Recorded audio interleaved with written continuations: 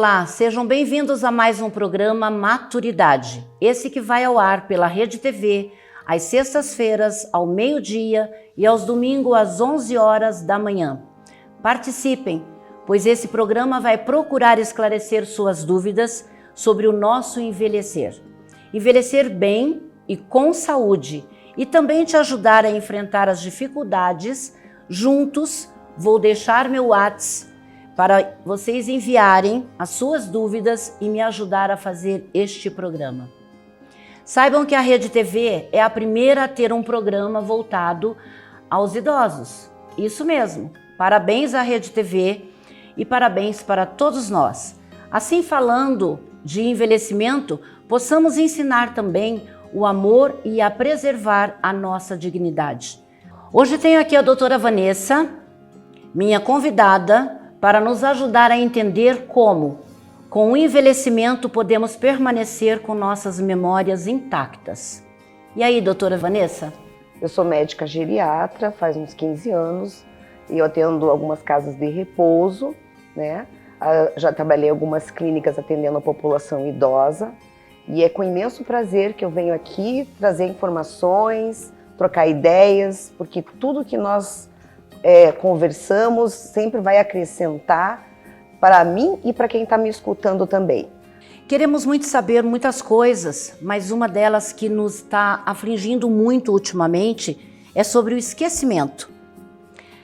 Todo lugar que a gente vai tem uma pessoa esquecida, não sei se é pela questão de muita tecnologia, muita coisa guardada em nosso cérebro, né? Então nós aí temos bastante dificuldade para achar onde está a nossa chave, onde está qualquer coisa. A gente se preocupa, já pensa, será que estou com Alzheimer? Isso é normal? Bem, é normal. O nosso cérebro, ele funciona como se fosse uma construção de tijolos, né? Então, a ideia que nós temos é que quanto mais você tiver bagagem de memória, mais você vai esquecer, e é o contrário. É um único órgão que quanto mais você adquirir conhecimento, bagagem, leituras, ele vai acrescentando a tua bagagem de estímulos neurológicos, vão fazer com que você tenha uma memória melhor com o passar dos anos. Tanto é que as pessoas que têm mais estudo são as pessoas que tendem a ter menos distúrbio de memória na terceira idade. Por quê? Porque elas leem mais, elas participam mais de assuntos atualizados. É importante você ter atividades cognitivas durante toda a tua vida, para que você faça o teu cérebro, estimule o teu cérebro a funcionar e para que você mantenha uma memória boa quando chegar a sua velhice. E quais os tipos de demência que podem ser tratados? Então, falando de perda de memória, eu quero em primeiro lugar esclarecer que a perda de memória é algo comum entre pessoas de todas as idades, né? Nós temos a perda de memória aguda, que acontece às vezes em acidentes, que acontece em pessoas que sofreram traumas, né?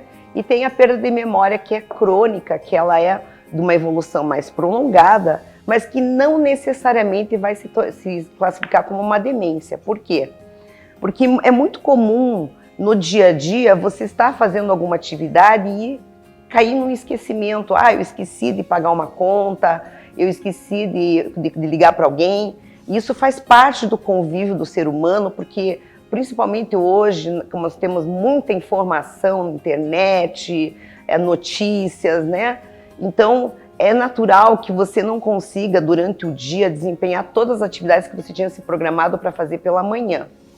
Porém, a pessoa idosa, com o passar dos anos, ela vai tendo mais dificuldade de dar conta de toda essa tarefa que ela teria que fazer durante o dia. O que não quer dizer que ela não é capaz. Ela é capaz, inclusive, porque ela já tem uma bagagem de conhecimento muito grande. Sim. Muitas coisas que nós fazemos no dia a dia, nós fazemos sem nem pensar, sem nem lembrar que tínhamos que fazer. Como, por exemplo, levantar, tomar nosso banho, nos alimentar, né? Passar um perfume, enfim, dirigir. São coisas que nós nem sabemos, nem prestamos atenção que estamos fazendo. Mas com o passar dos anos, o que acontece? Algumas habilidades que nós tínhamos e fazíamos automaticamente, elas vão se tornando mais difíceis, porque você tem um reflexo diminuído, você tem um pouco de dificuldade de visão, muitas vezes, né? Então, já para algumas atividades você vai ter dificuldade, que é normal. E isso não significa que você é uma pessoa idosa incapaz. Significa que você vai ter que desempenhar mais esforço para manter as mesmas atividades que você tinha antes, né? Obviamente que todos nós temos as nossas capacidades, cada um sabe o seu limite, né? Então é importante no envelhecimento que a pessoa não abandone as suas atividades, que ela mantenha essas atividades no dia a dia e que ela agregue sempre atividades cognitivas, como leitura, jogos, interação social, esporte, dança. Tudo isso faz parte do envelhecimento saudável. Na demência, nós já temos o envelhecimento com doença, já é a diferença entre senescência, que é envelhecimento saudável, e senilidade, que é o envelhecimento com doença. Então, na demência, é importante que a pessoa tenha um convívio muito próximo com os familiares, porque quem conhece o idoso que vai detectar que ele está diferente. Ele vai dizer, não, meu pai já não está mais conseguindo fazer tal coisa que ele fazia antes. Porém, também não significa que isso seja demência. Então, a perda de memória na demência, ela se torna um pouco mais agressiva, né? No sentido de que a pessoa vai perdendo as habilidades que a gente chama instrumentais. O que é isso? Você sabe, Lúcia?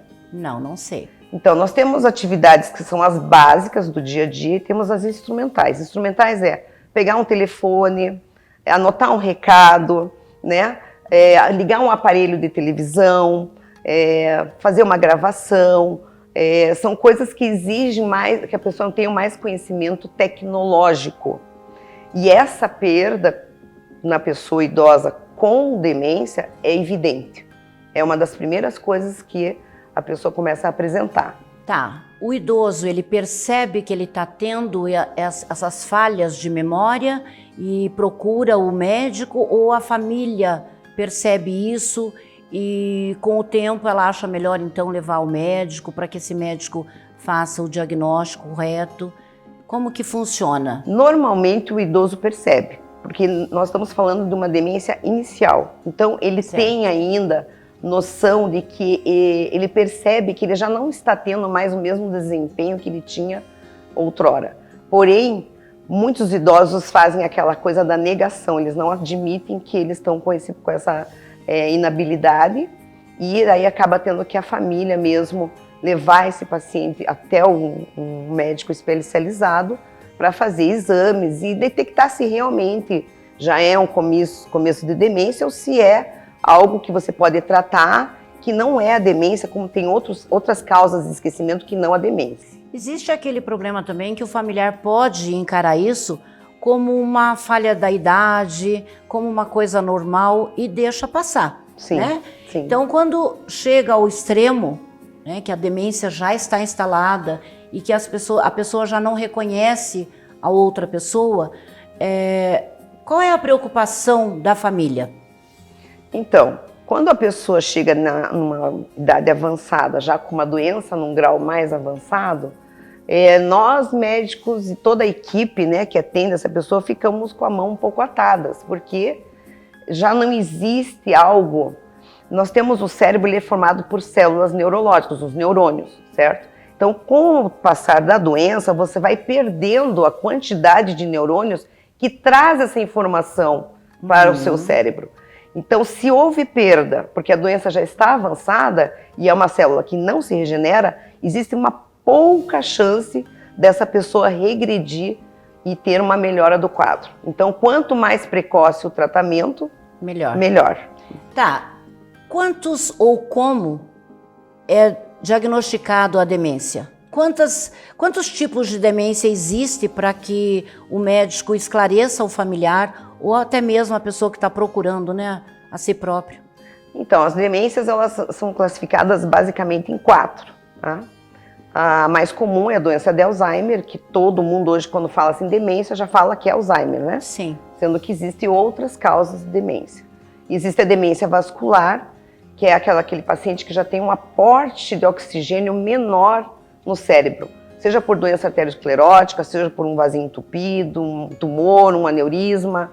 enfim, são as doenças vasculares de causa orgânica que causam demência vascular. Aí temos a demência que acompanha a doença de Parkinson, que é chamada dos corpos de Levy, que há um bolado, um emaranhado de neurônios que comprometem a função motora do paciente, e ela começa a apresentar rigidez, principalmente matinal, tremores, disfagia, que a gente chama de dificuldade de deglutição, também é um tipo de demência, né? Existe a demência também do lobo frontal, que é uma demência que acomete mais o comportamento da pessoa. Então, a pessoa começa a apresentar, às vezes, um pouco de agressividade, ou uma certa exibicionismo, com tirar a roupa na frente de estranhos, que já é uma demência um pouco mais agressiva, porque ela altera o comportamento, inclusive na sociedade. E bem preocupante para o familiar, né? Sim. Porque eu acredito que por desconhecer todas essas causas, né, às vezes a família negligencia o tratamento ou o cuidado achando que aquilo vai passar, que é normal, que é só a pessoa dormir, né? Qual é o médico que o familiar, ou quais os médicos que a família deve procurar? Bom, em primeiro lugar, o geriatra, né? Não querendo só puxar para o meu lado, mas é que nós temos uma bagagem de atendimento de pacientes com demência de muitos anos, e a medicina evoluiu muito nessa área porque as pessoas estão envelhecendo mais, né? As pessoas estão apresentando demência com diagnóstico precoce, justamente por haver essa conscientização da população da necessidade de tratamento. Então eu vejo hoje que muitas pessoas já, quando o idoso está morando ainda junto com a família ou sozinho, olha, doutora, meu pai, ele está esquecendo, ou minha mãe, né? Está esquecendo a porta aberta, ou ele escuta, às vezes, vozes dentro de casa, diz que é o vizinho que está tentando entrar na casa. Você nota uma alteração de comportamento, né, que era uma coisa que a pessoa não apresentava antes. Só que nós temos que tomar cuidado, porque existem doenças que são chamadas pseudodemências, tá? Que são doenças que simulam a demência, mas não é demência. Como, por exemplo, a depressão no idoso, que também é uma doença comum, tá? E que, quando não tratada, o idoso vai apresentar, às vezes, sonolência, distúrbio de apetite, quedas. E a infecção? Infecção urinária? Doenças infecciosas também. Então, a perda da memória, chamada delírio, que é um distúrbio de perda de memória agudo no idoso, acompanha as doenças infecciosas e principalmente a hospitalização. Quando o paciente é hospitalizado, é normal ele apresentar agitação, falar que ele quer ir para casa, ou que ali não é a casa dele, ou às vezes até ficar um pouco agressivo com a equipe de enfermagem. Sim. Porque ele apresenta um distúrbio acompanhado da mudança de local, junto com o distúrbio metabológico que ele está apresentando naquele momento, que é a infecção, ou está desidratado, ou submeteu a alguma cirurgia. Então, essa é a principal característica também do envelhecimento, não só na demência, como num todo do paciente idoso, é a perda da capacidade de adaptação a um novo evento. Então, mudanças de clima, mudanças de local, né? Muda de um apartamento para uma casa. Então, o idoso morou 30 anos num local, de repente colocam ele num apartamento que ele nunca viu. Ele vai ficar confuso. Sim. Né? Ou então você tira ele dentro do habitat dele e põe dentro de um hospital, imagina.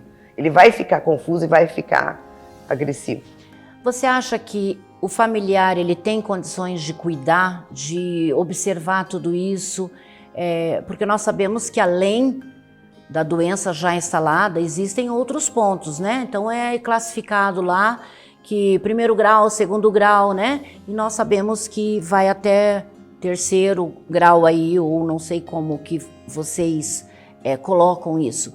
E que além da demência a pessoa para de andar, para de falar. Então todas esses problemas são aumentados. Como que o familiar consegue administrar tudo isso dentro de sua casa? Olha, Lúcia, é uma pergunta muito boa, porque realmente é muito difícil para a família ter habilidade para lidar com essa situação sem uma ajuda de uma equipe multidisciplinar. O tratamento do paciente idoso tem que ser multidisciplinar. Por quê? Porque ele tem vários distúrbios. Ele tem, às vezes, deficiência de deglutição, ele tem emagrecimento, perda de massa muscular, né? Audição, visão reduzida. E os jovens, ou até mesmo os filhos, não estão habituados com essa alteração. Então, se não tiver um apoio de uma equipe multidisciplinar por trás da família, é muito difícil as pessoas. E sofrido, né? Sim, muito sofrido também. Tanto é que existe em Curitiba e em algumas outras cidades do Brasil uma equipe de pessoas que fazem reunião com os familiares dos pacientes com Alzheimer. Porque é muito difícil para um filho, para uma filha, um neto, falar assim, meu pai ou meu avô está com Alzheimer ou está com demência. Você reconhecer, porque a sensação que a pessoa tem é que ela está perdendo um ente querido, sendo que aquele ente querido está ali com ele dentro de casa, mas já não é mais aquela pessoa que ele conheceu desde que houve o início do convívio. Ainda cai naquele ditado, né? O filho passa a ser o pai, né? A filha passa a ser a mãe, né? E é muito difícil você mandar na mãe, né? Você normalmente começa a entender que foge da tua estrutura, tanto mental como física, estrutural da sua casa, da sua família. Como você vê tudo isso e de repente, meu Deus, como que eu vou agir da agora para frente? O que fazer? Né? Exatamente, porque tem idosos, inclusive, que eles são mais difíceis de lidar e que eles não aceitam. Por exemplo, eu faço alguns casos de interdição, pacientes que não têm mais condições civil de cuidar da sua vida civil, financeira, enfim, e ele não aceita isso. Ele quer ir no banco, quer receber o seu salário, né? E ele não aceita, ele acha que o filho está roubando o dinheiro dele, ou que alguém está querendo tomar posse dos bens dele. Então, é muito difícil, é uma coisa assim que mexe muito com o emocional da família, por isso eu acho muito importante esse apoio da equipe multidisciplinar, com psicólogo, fisioterapeuta, nutricionista, o médico, as pessoas que estão habituadas, né, os cuidadores de idosos que estão acostumados, porque tem toda uma forma de você erguer o idoso para que não haja queda, tem uma forma de conversar com o idoso que tem baixa audição. Não adianta você gritar de longe, você tem que se aproximar e falar próximo. Ele tem que te ao ver, ouvido dele, com o olhar. Entendeu? Para que ele sinta que você está interessado realmente no que ele vai responder, né? Porque quando o idoso está sentadinho num canto da sala e está todo mundo conversando, todo mundo acha que ele não faz parte daquela conversa, mas ele faz, só que ele não consegue escutar.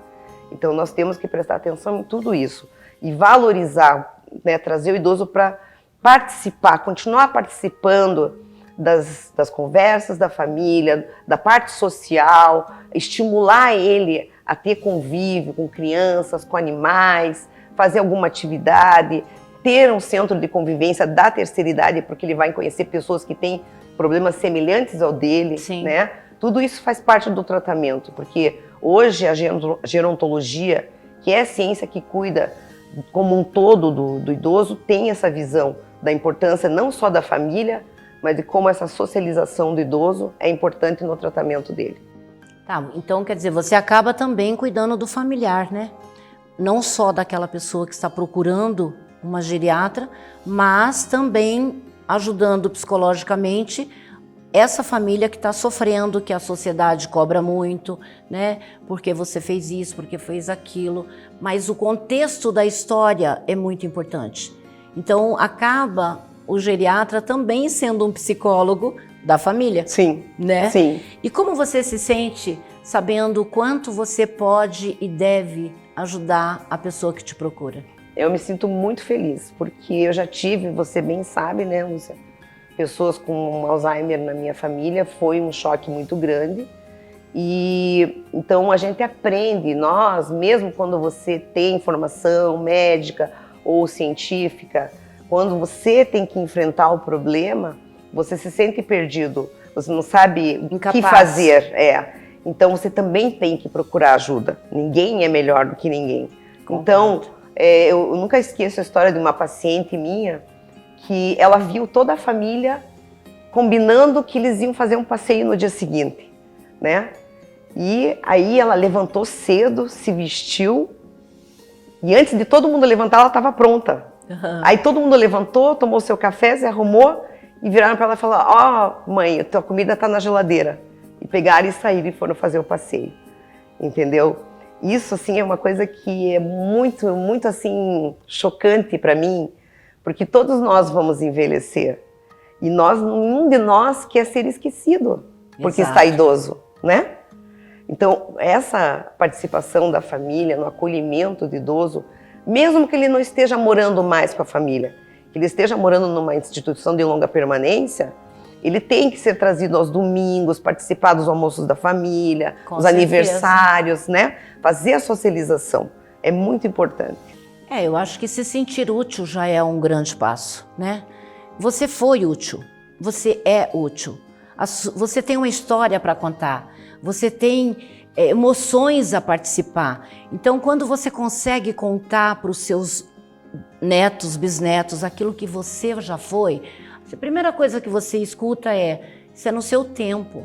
Mas se você parar para ouvir, esse tempo foi aquele onde eu aprendi, eu cresci, eu criei os meus filhos, então agora eu preciso passar isso para frente. Eu preciso ensinar as pessoas que eu amo que ele também, né, vai crescer, vai poder ter os seus filhos e assim a vida continua.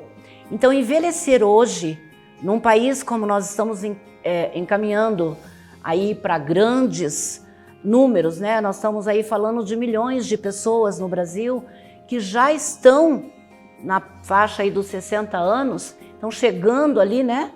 Então, a nossa preocupação é envelhecer bem, certo? Quando nós falamos de alguma doença, nós levamos um pouco mais de preocupação à família, porque a gente está acostumado a viver uma vida diferente. Eu mando, eu vou, eu pego a chave, eu viajo, eu faço e depois eu envelheci, eu parei. Como essa história que você acaba de contar. Quer dizer, todo mundo vai, né? Mas o idoso com problema não foi. Isso é uma coisa que nós temos que pensar, que amanhã pode ser cada um de nós. Cada um que está em casa deve pensar de como lidar com o seu idoso, de como tratar o seu idoso. Ele tem uma história. Inclusive, isso que você está falando é muito importante. Uma das primeiras coisas que você fala com o paciente idoso, quando ele vem no seu consultório e ele ainda está cognitivamente bem, é lutar para que ele não perca a sua autonomia. Sim. A autonomia é tudo na vida de um idoso. Porque quando ele tem autonomia, ele decide o que ele quer comer, que horas ele quer levantar. O que ele sempre gostou de fazer, ele pode continuar fazendo. Então, se ele gosta de ir na horta, mexer em planta, ou ele gosta de pintura, ou ele gosta de visitar, as mulheres gostam de visitar as amigas, fazer um crochê, jogar um baralho, tudo isso faz parte das nossas vidas. E a partir do momento que você perde essa autonomia do ir e vir e do poder de decisão sobre a sua própria vida, o paciente começa a fazer uma queda muito intensa no seu cognitivo. E aí, claro, né, geralmente associado com depressão e outras doenças. Meus amigos, envelhecer não é fácil. Tudo tem um preço, né? Tudo tem um preço. Como desenvolver esse envelhecimento e não causar tantos problemas? Para isso, no nosso primeiro programa a gente falou o quê?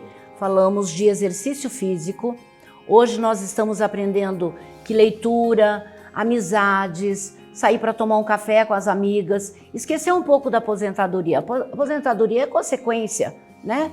Então nós temos que aprender a dividir esse espaço, a viajar, a conhecer outras pessoas, a escutar melhor, né? Então tudo isso é muito importante.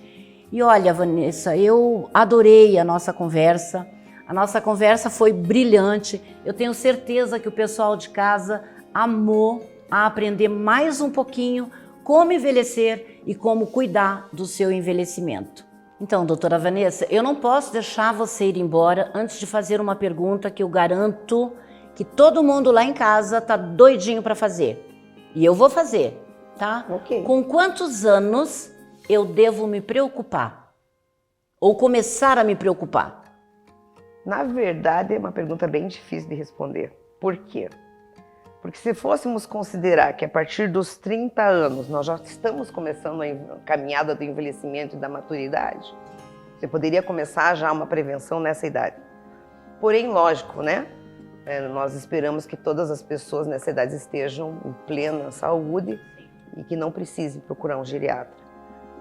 Mas o quanto antes, porque principalmente a mulher tem a questão da menopausa, que é um impacto muito grande na saúde da mulher.